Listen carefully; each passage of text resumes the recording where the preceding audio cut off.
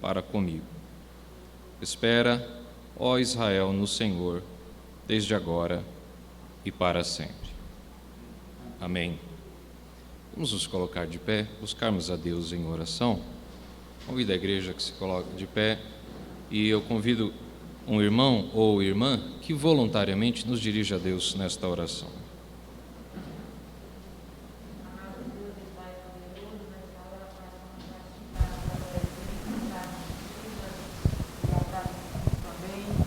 Porque o Senhor é um Deus de poder, é um Deus que tem nos sustentado, é um Deus que tem nos libertado de enfermidade, é um Deus que é justo, presente aqueles filhos fiel que está ali correndo, buscando, ouvindo, aprendendo.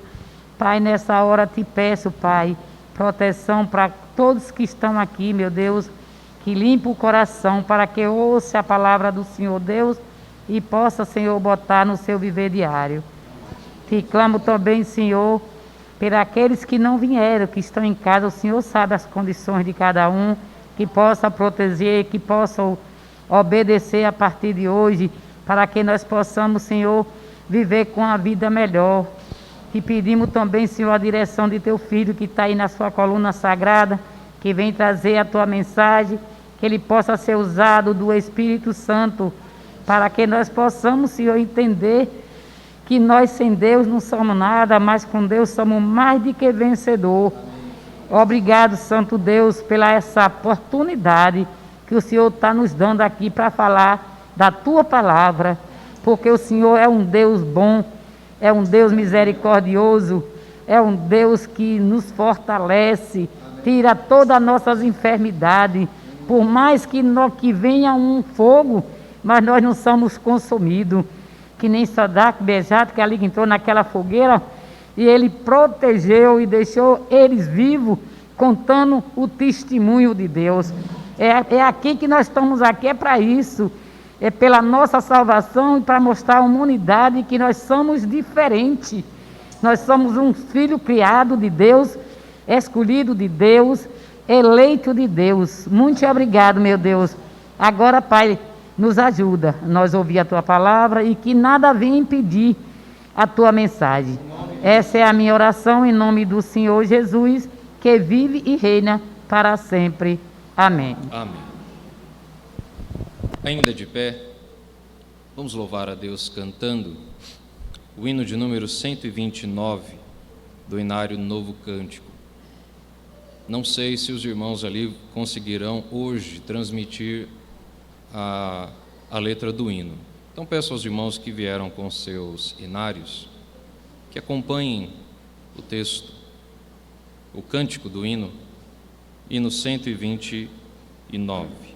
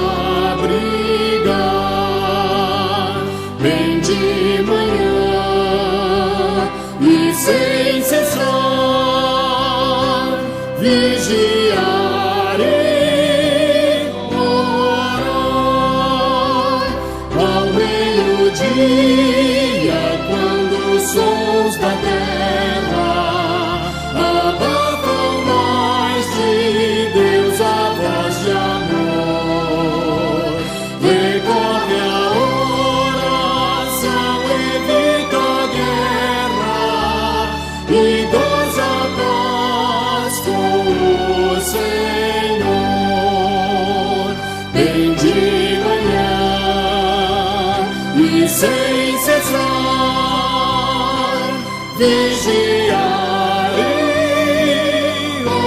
orai, do dia ao fim, após os teus ligares, relembras manifestaste amor e conta a Deus prazeres e pesares, repondo em suas mãos a dor. Bem de manhã e sem cessar vigiar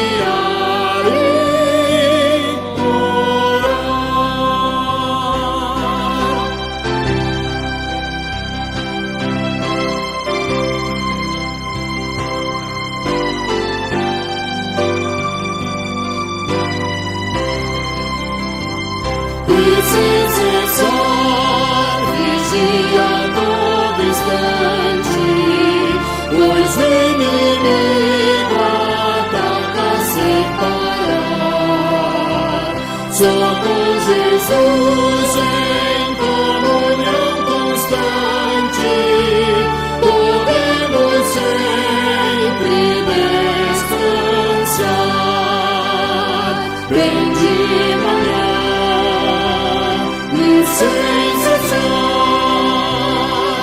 vigiar e orar.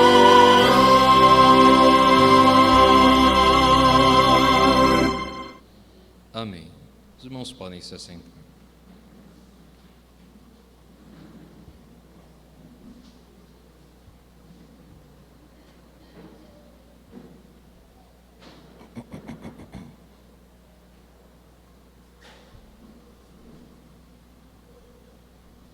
Nós vamos nesta manhã ler o texto da Palavra de Deus que se encontra em Eclesiastes capítulo 12. Nós faremos a leitura dos últimos versículos do capítulo final do livro que estudamos nos últimos meses, nos domingos pela manhã. Eclesiastes capítulo 12, nós vamos ler do verso 8 até o final. Eclesiastes 12, do verso 8 até o 14.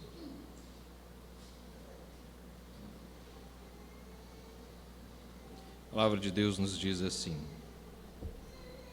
vaidade de vaidade, diz o pregador, tudo é vaidade.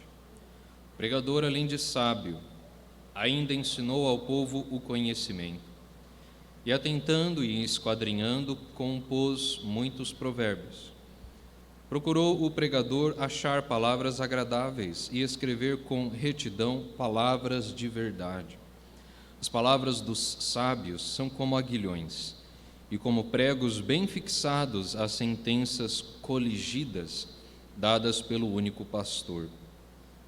Demais, filho meu, atenta. Não há limite para fazer livros, e o muito estudar é enfado da carne.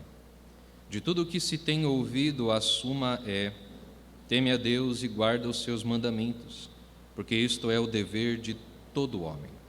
Porque Deus há de trazer a juízo todas as obras, até as que estão escondidas, quer sejam boas, quer sejam más.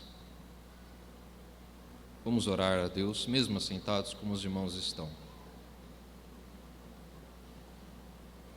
Senhor Deus, te damos graças por este dia de vida que o Senhor nos concede, por ter nos trazido nesta manhã até a tua casa. Te damos graças porque o Senhor nos revelou a tua palavra, a qual foi lida neste momento, e nós te pedimos que tu mesmo, através do teu Espírito Santo, nos traga a explicação, que o Senhor venha trazer luz à tua palavra, que o Senhor venha trazer ensino e sabedoria ao nosso coração, que teu Espírito Santo venha aplicar o conhecimento que a nós é tão necessário na vida de cada um dos teus filhos, agora nesta manhã, e que sempre que estivermos diante da tua palavra, que nós nos lembremos de orarmos, clamando por iluminação do teu Espírito Santo, a fim de que o Senhor venha pessoalmente nos ensinar. Que o vaso, ó Deus, que o instrumento que está posto diante da tua igreja nesta manhã, seja usado por ti da forma que te agrada, e que a tua vontade, que a tua palavra, que a tua mensagem seja fielmente transmitida ao povo que é teu, as ovelhas de Cristo Jesus, hoje, aqui nesta igreja e em todas as igrejas reconhecidamente evangélicas que pertencem ao Senhor. É em nome de Cristo que nós oramos e agradecemos. Amém.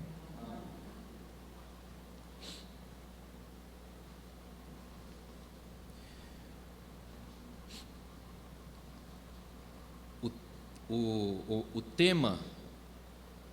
tema principal que a Sociedade Auxiliadora Feminina escolheu para este ano, nos trabalhos da sociedade, nos fala sobre florescermos para a glória de Deus.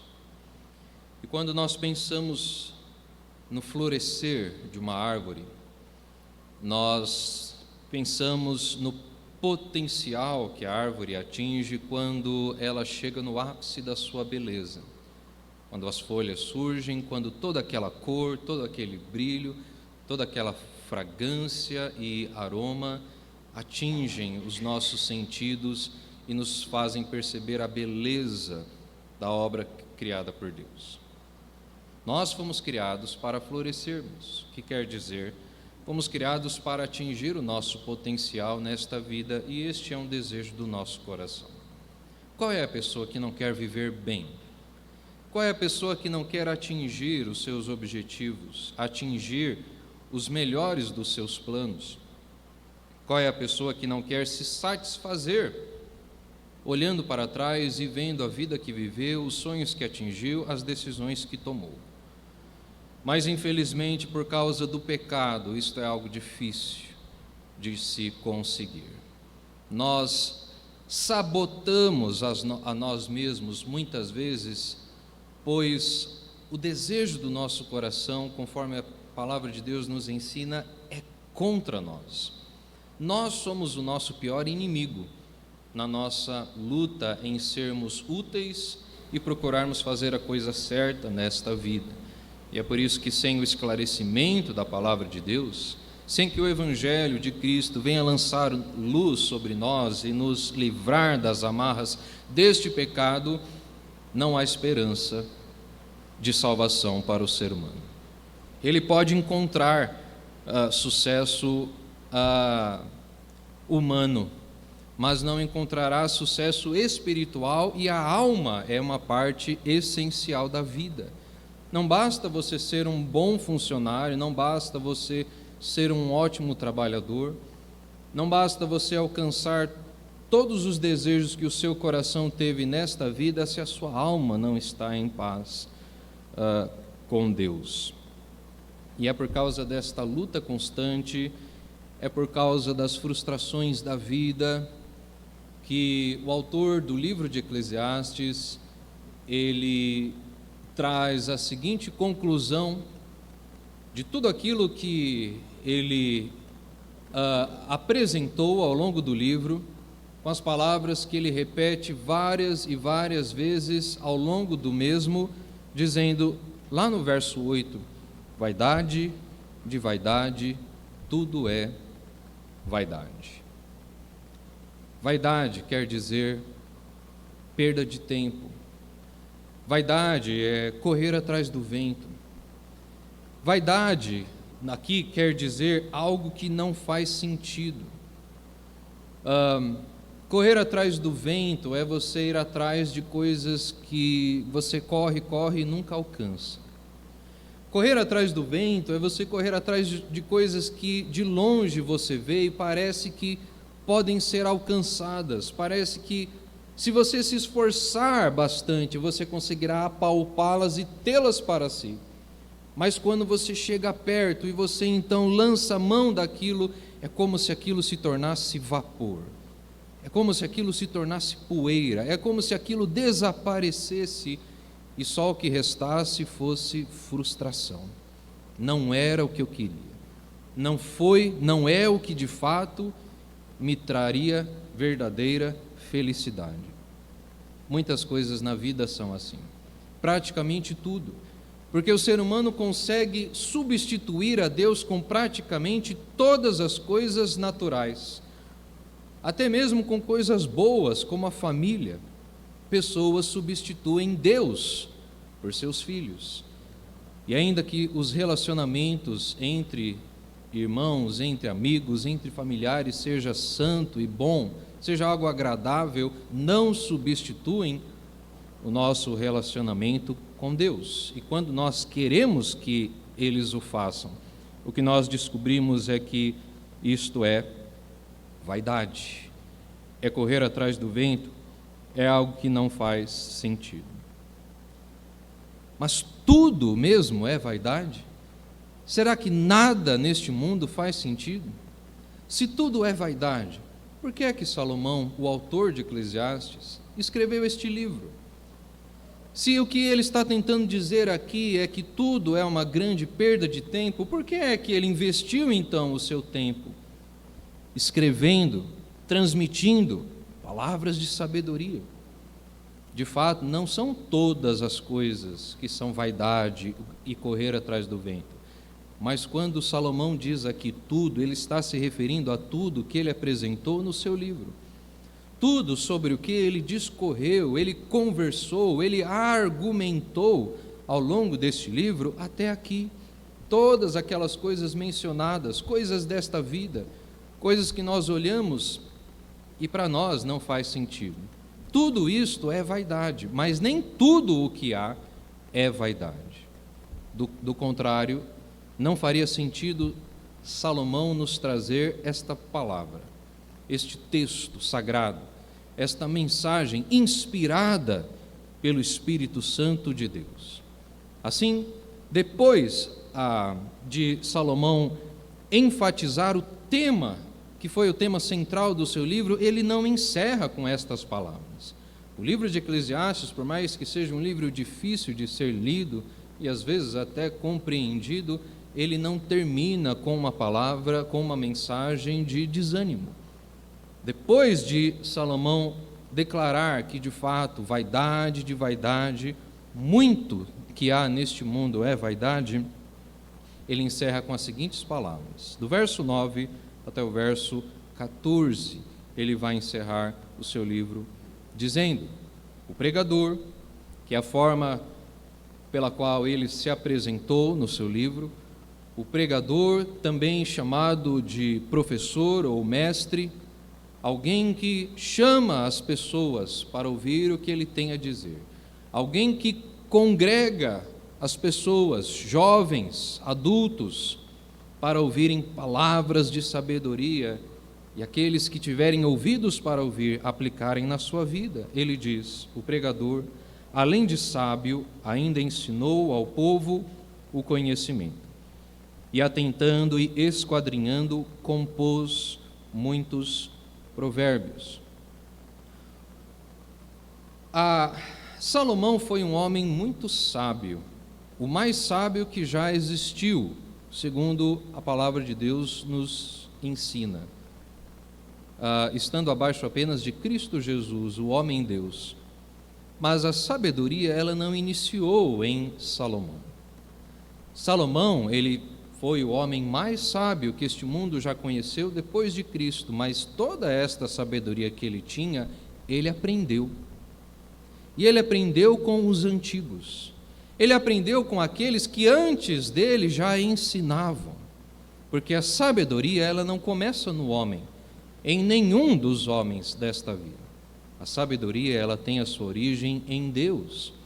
E Deus, desde o início da história, é quem tem transmitido esta sabedoria ao mundo.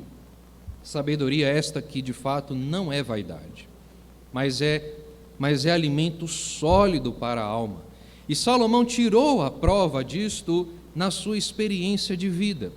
Quando o texto diz que ele compôs muitos provérbios, ele não apenas criou-os, ele criou sim, desenvolveu muitos provérbios, palavras de sabedoria, mas ele também pôs à prova provérbios antigos, provérbios conhecidos, daquilo que já se ensinava desde muitos anos na vida. Salomão apanhou todo este conhecimento e experimentou-o na sua vida, para dizer o que é que deve ser jogado fora e o que é que deve ser guardado como um tesouro precioso. E o tesouro que Salomão encontrou, ele nos comunicou, ele nos transmitiu neste livro que ele escreveu e que nós estudamos ao longo dos últimos meses e que estamos agora chegando ao seu final. Todos os ensinamentos, todas as pedras preciosas de sabedoria que este texto nos dá, nos mostra aquilo que nós devemos aprender para combatermos a vaidade da vida. Como é que você combate o seu sentimento, o seu desejo de correr atrás do vento, colocando os seus pés naquilo que é sólido, apalpando aquilo que pode ser pego e guardado com você? E só há uma coisa que se encaixa nisso: a sabedoria que vem de Deus, a verdade. Porque o que vai além disso é ilusão, é engano e a condenação para a alma. Salomão, ele experimenta isso na sua vida para que nós não tenhamos que fazer o mesmo, para que a gente não tenha que tirar a prova e aprendermos do jeito mais difícil, que não vale a pena corrermos atrás das coisas que o mundo nos oferece. Salomão, ele nos trouxe, inspirado pelo Espírito Santo de Deus, a sua experiência de vida para que aqueles que forem espertos, sábios, inteligentes, aprendam com ele, com seus acertos e também com seus erros, para não cometê-los. Verso 10 diz: procurou o pregador achar palavras agradáveis e escrever com retidão palavras de verdade. Quando Deus criou os céus, a terra, o universo e todos os habitantes do mundo, a natureza e tudo que nela há, Deus olhou para a sua obra e disse que era boa. E quando Deus criou o homem à sua imagem e semelhança, Deus deu ao homem a capacidade também de criar. Obviamente não igual a Deus, mas dentro das suas limitações. Deus deu ao homem grande potencial para desenvolver aquilo que ele pôs na natureza, os seus recursos naturais, a sua cultura. E quando o homem se desenvolve, quando o homem alcança o seu potencial, quando o homem procura e consegue ser o melhor na sua área de atuação, o marceneiro no trabalho com a madeira, o professor no ensino da matéria que ele procura dominar, aquele que constituiu família, no seu papel agora, dentro de casa como marido ou como esposa, respectivamente, né? Se for a mulher, e como pais dos filhos que virão, desempenhando este papel também com o melhor das suas forças. Isto é algo que nos traz alegria. Deus, ele nos deu esta bênção, este privilégio de olharmos para o esforço das nossas mãos, vermos as obras boas que nós realizamos e nos agradarmos disto. E é por isso que o pecado é tão perverso, porque ele nos remove uma das grandes fontes da nossa alegria, fazermos o que é bom e fazermos para a glória de Deus. O pecado, ele estraga aquilo que o ser humano tenta fazer, porque ele faz para a sua própria glória, ele faz para seus interesses particulares, mesmo que a aparência daquilo seja boa, o propósito que aquilo serve é um propósito vil. E o que Salomão ele escreve aqui no verso número 10 é que ele procurou usar palavras que expressassem algo bom, que expressassem algo gratificante. E é interessante vermos que Salomão ele usa palavras difíceis no livro de Eclesiastes. Salomão ele fala da morte, Como é que alguém pode dizer que procurou usar palavras agradáveis quando ele falou sobre morte? Não poucas vezes, no texto que ele escreveu. Quando ele falou e repetiu aqui no verso 8 que a vida é como correr atrás do vento. Mas a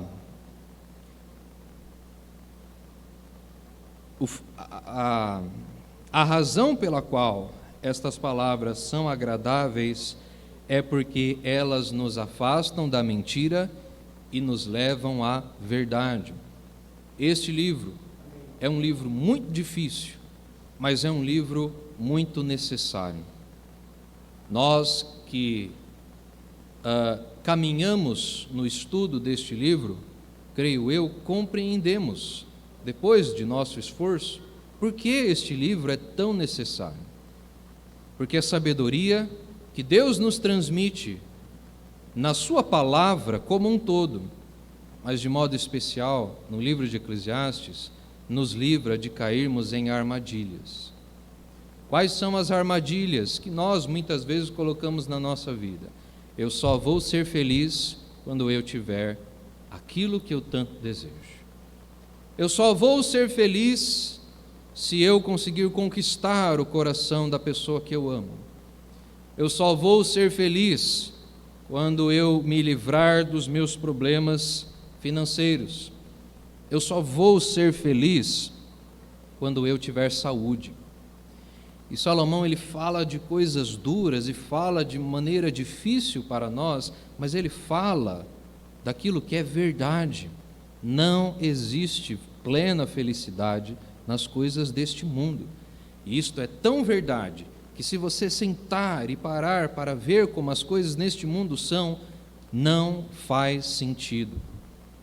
Então não adianta você achar que vai conseguir tirar sentido das coisas deste mundo, que você vai conseguir dominar o seu destino, que você vai conseguir escrever a sua história e decidir qual é o propósito, qual é o caminho que você vai traçar nesta vida, porque você não sabe o dia de amanhã. Nós não sabemos o que vai acontecer hoje pela tarde ou pela noite, que dirá na nossa vida daqui para frente. E saber disto já é uma grande ajuda, porque nos ajuda a tirarmos os nossos olhos de nós mesmos, do nosso egocentrismo, e voltarmos os nossos olhos para aquele que pode nos ajudar, para aquele que conhece todas as coisas, para aquele que é um fundamento sólido na nossa vida, que é Deus, que é Cristo Jesus, o seu Filho, que veio ao mundo nos ensinar aquilo que nós sozinhos jamais poderíamos aprender. As palavras dos sábios são como aguilhões e como pregos bem fixados a sentenças coligidas. Coligidas quer dizer coletadas. As palavras que formaram a coleção do pregador, palavras de sabedoria, são como aguilhões, ele nos diz aqui.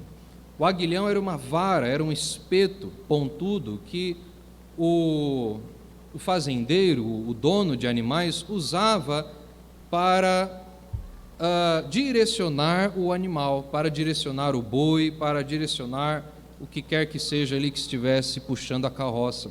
Se o animal estivesse virando para o lugar que não era para ir, ele pegava ali aquela vara e dava uma cutucadinha na lateral do animal, que ele já virava para o outro lado.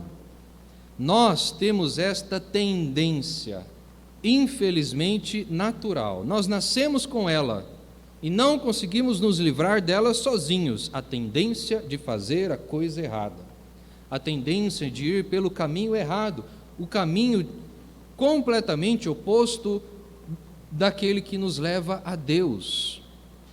E por causa disto, a sabedoria é como uma vara, é um espeto pontudo que vai assim bem do nosso lado e machuca. Mas é necessário que doa, porque se não doer, a gente não muda. Se nós não nos sentirmos incomodados, nós não saímos daquele caminho que para nós parece um caminho bom, agradável, mas na verdade é caminho de morte, porque a gente não vê o que está ali na frente.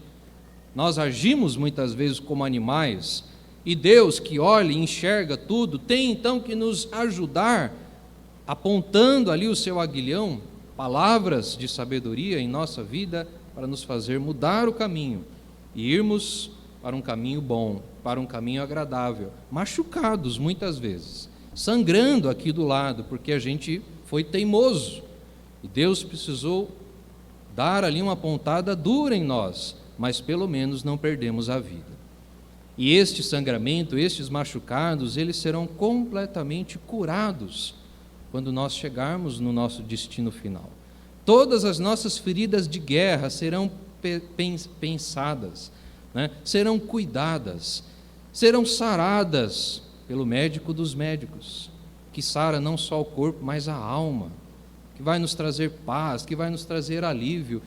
E nós só vamos alcançar este alívio eterno, a vida com Cristo, porque nós ouvimos as palavras de sabedoria nesta vida, por mais que elas tenham nos doído.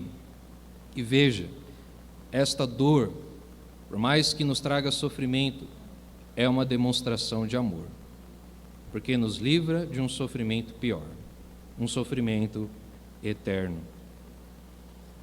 Agora, no verso 12, Salomão ele diz: demais, filho meu, atenta, não há limite para fazer livros, e o muito estudar é enfado da carne. Salomão, na escrita deste livro, ele procurou coletar o máximo possível de sabedoria divina necessária para nós compreendermos como vivermos bem nesta vida. Mas ele não foi além disso. Ir além daquilo que é estritamente necessário, inclusive, foi um dos pecados de Salomão, um dos mais terríveis, porque na profunda sabedoria que ele recebeu, ele achou que poderia ir além do que Deus permitia. Ele achou que poderia flertar com o pecado sem que isto o atingisse. E Salomão então se entregou a conhecimentos profanos, se entregou à idolatria, se entregou a muitos amores com muitas mulheres, e isto foi a sua ruína.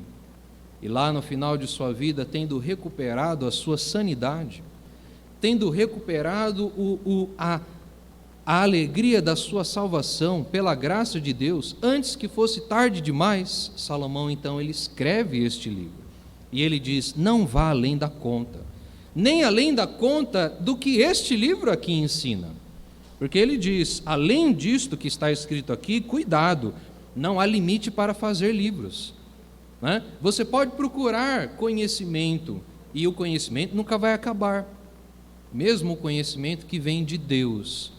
Deus é infinito, aquilo que Ele tem para nos ensinar acerca de si mesmo é infinito. A Bíblia, ela não contém todo o conhecimento de Deus que existe, até porque nós passaremos a eternidade aprendendo de Deus e nunca chegaremos ao fim, mas lá seremos perfeitos, estaremos prontos para recebermos tudo que nosso Deus tem para nos dar. O que a Bíblia, que tem começo, meio e fim, este livro que nós temos em mãos, nos traz é o conhecimento mais do que necessário, que nós precisamos para conhecermos a Deus aqui. Veja que a Bíblia ela foi transmitida de forma progressiva. Adão e Eva não tinham Bíblia, mas eles tinham naquela época todo o conhecimento necessário para conhecerem a Deus. Deus falava com eles. Moisés e o povo hebreu tinham só 5 livros da Bíblia, não tinham a Bíblia toda, mas eles tinham o necessário para que naquele contexto, naquela situação, na época que eles viviam, eles conhecessem e crescem em Deus. E esse conhecimento cresceu e se desenvolveu e foi aperfeiçoado, revelado por Deus, e hoje nós chegamos à conclusão. Lá em Apocalipse, em visão, João também ouve que nada devia ser acrescentado e nem removido das palavras deste livro. nada deveria ser removido e nada também deveria ser acrescentado, porque o essencial já nos foi transmitido. E nem isso a gente é capaz de entender.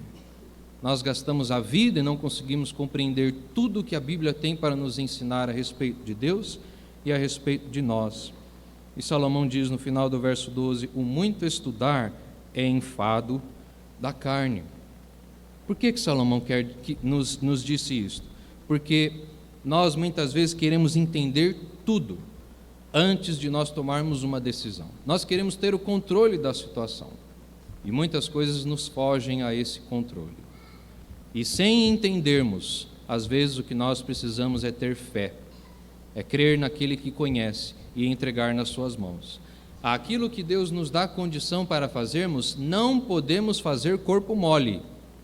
Devemos aplicar o nosso conhecimento em fazermos bem aquilo que nos é dado, nos é colocado à mão para fazermos. Mas aquilo que nós não sabemos fazer, mas que precisa ser feito mesmo assim, e não dá tempo de estudar, não dá tempo de se preparar, a gente tem que se entregar a este serviço confiados em Deus, de que Deus, no tempo certo e da maneira certa, vai nos ajudar e fazer acontecer, porque é Ele quem confirma a obra de nossas mãos. E assim no verso 13 e 14, Salomão nos traz a conclusão final. É assim que o livro de Eclesiastes encerra: de tudo o que se tem ouvido, a suma é: teme a Deus e guarda os seus mandamentos, porque isto é o dever de todo homem. Porque Deus há de trazer a juízo todas as obras, até as que estão escondidas, quer sejam boas, quer sejam más. Deus, Ele vai pedir contas daquilo que eu e você fazemos e fizemos em nossa vida. Não tem como você escapar disso. Entenda isso. Entenda que a sua vida, ela não é sua. A casa onde você mora, ela te foi dada. Sua família foi dada a você. O seu trabalho foi dado a você. Sua saúde também foi dado a você. Tudo que você tem, tudo que você é, alguém te deu. E te deu para você cuidar, para você administrar, porque não é seu propriamente, é do dono. Nós não somos de nós mesmos, mas nós temos um dono. E este dono, ele nos deu tudo o que nós precisamos e ele tem, portanto, todo o direito de cobrar se nós não fizermos o que deveríamos ter feito. Porque ele também nos deu a ordem, ele nos deu a lei. E aos seus filhos ele dá o Espírito Santo para nos ajudar a enxergarmos e compreendermos a lei que foi cumprida em Cristo Jesus, para nos trazer esperança, não tendo mais medo da ira de Deus, que não está mais sobre aqueles que se arrependeram de seus pecados e foram purificados no sangue de Jesus, seu Filho.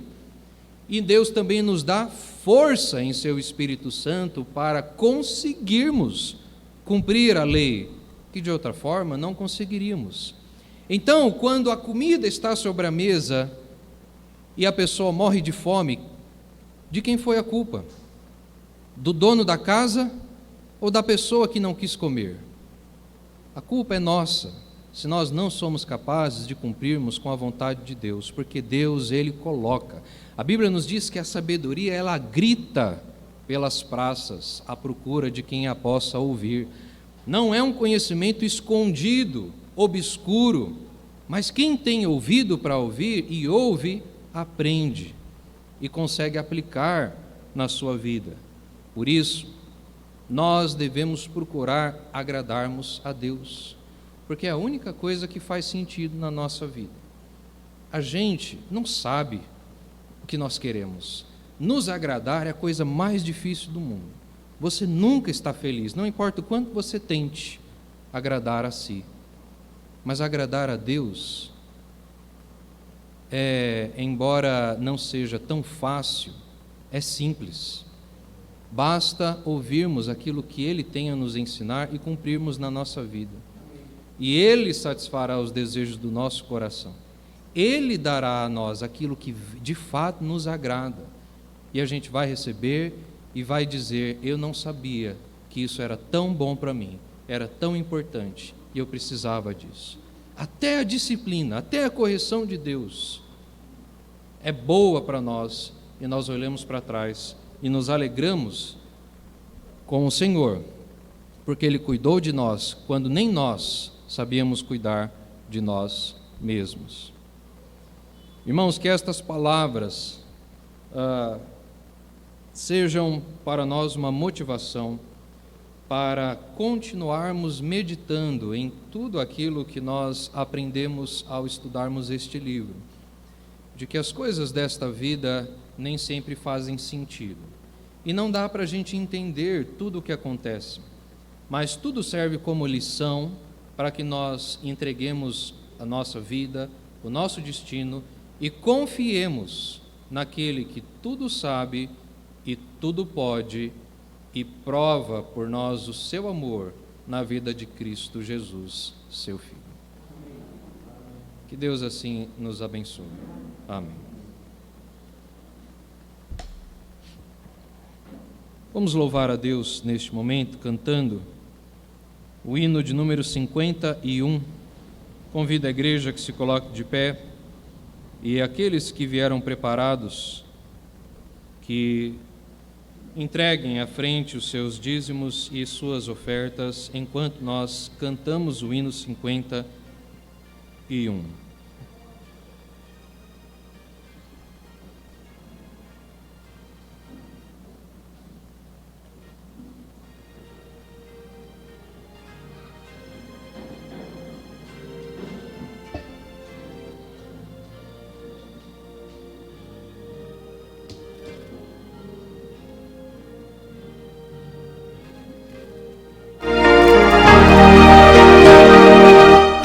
Cristo coroai, Cordeiro vencedor, ouvindo as hostes celestiais dos anjos o louvor, eleva a tua voz e entoa coração, louvando que morreu e deu-te a salvação. A Cristo coroai, seu lado e mãos olhai, das suas chagas esplendor da glória contemplai, nem anjos lá do céu o podem suportar, perante o místico esplendor abaixam seu olhar. A Cristo coroai, a vida nos dou, e a fim de dar-nos salvação,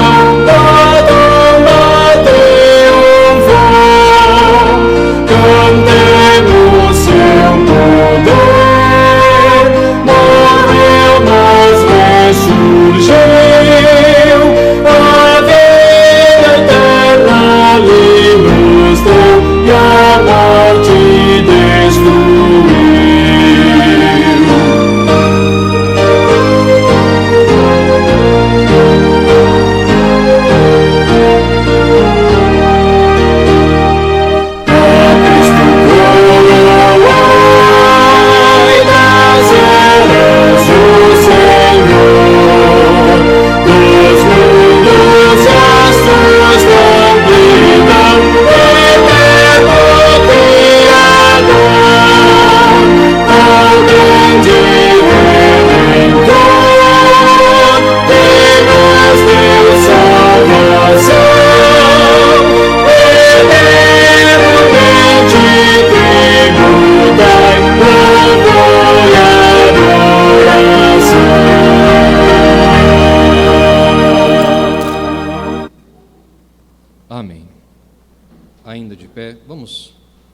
orar a Deus, encerrando o nosso culto desta manhã. Eu vou convidar ao nosso irmão, Sr. Alonso, que nos dirija a Deus nesta oração final.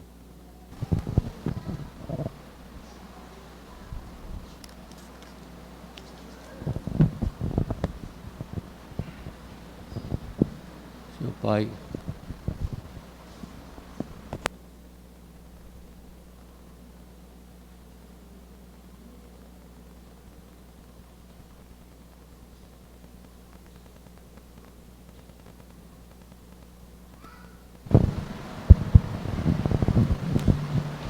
Senhor Pai, Todo-Poderoso, dono do céu e da terra. Senhor, obrigado, Pai, por mais uma palavra Tua, usando o Teu servo, Pai, para que pudermos estarmos sempre ouvindo a Ti, Senhor, e fazendo as Tuas vontades. Senhor, obrigado por mais uma manhã, na Tua presença, e, Senhor, pedindo para que sara, Pai, essa terra, dessas doenças, Senhor, que está cada vez mais alastrando e matando, Senhor. Eu sei, Senhor, também que por desobediência nossa, Pai, o Senhor está dando prova de que aquele, Senhor, que não ouve a Ti e não segue os Teus mandamentos, Pai, não é punição, mas um alento para saber que quem manda é o Senhor, que estamos aqui na terra só para servir e obedecer, Pai. Mas o homem realmente, ele, por seu pecado, Senhor, não tem se manifestado diante de Ti, para Te mostrar, Pai, que tenha misericórdia do Senhor, para que nós possamos estar sempre a Te servir, Pai.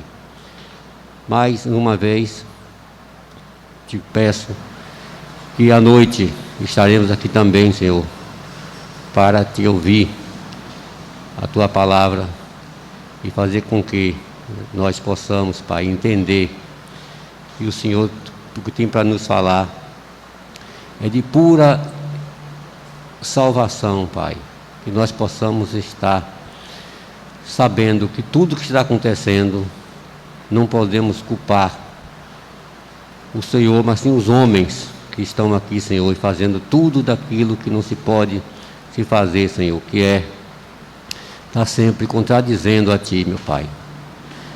E eu Te peço, Senhor, também, que abençoe essa igreja, os seus irmãos, a todos nós, Pai. E que aqueles que não puderam vir hoje à Tua casa, o motivo Tu sabe o porquê, que venham à noite, Senhor, para ouvir um pouco mais de Ti e aprender que só o Senhor tem a salvação para todos nós, Senhor Jesus Cristo. Te peço nesse momento que o Senhor nos leve para casa e nos dê mais um dia na Tua presença, Pai. Esta é a oração que Te faço em nome do Senhor Jesus. Amém, Senhor. Amém. Que a graça do nosso Senhor e Salvador Jesus Cristo, que o amor de Deus, nosso eterno Pai, que a comunhão e as consolações do Espírito Santo sejam sobre todos vós aqui presentes e sobre todo o povo de Deus espalhado pela face da terra, hoje e para todo sempre. Amém.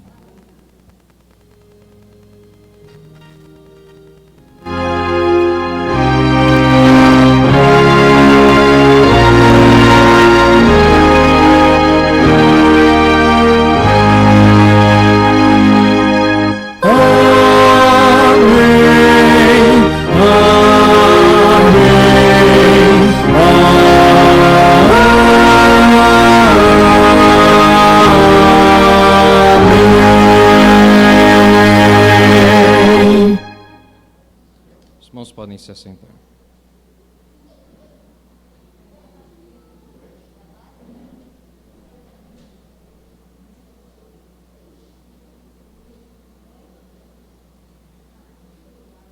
Nós vamos passar agora à superintendência para os avisos e logo após daremos início à nossa assembleia.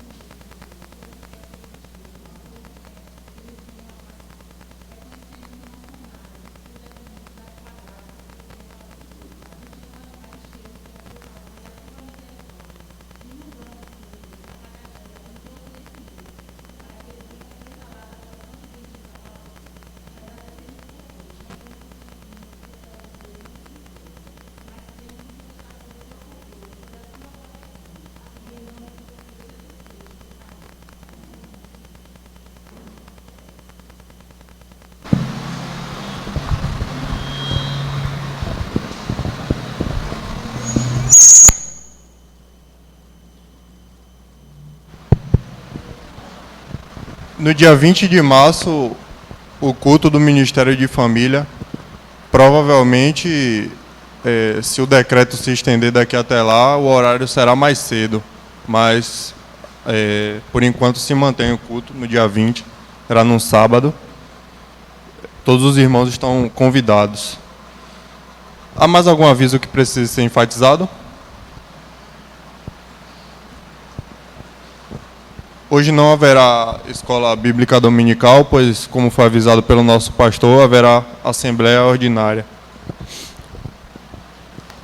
Sendo assim, os irmãos estão liberados 5 minutinhos para ir ao banheiro, beberem água e logo mais retornar ao templo para iniciarmos a nossa assembleia.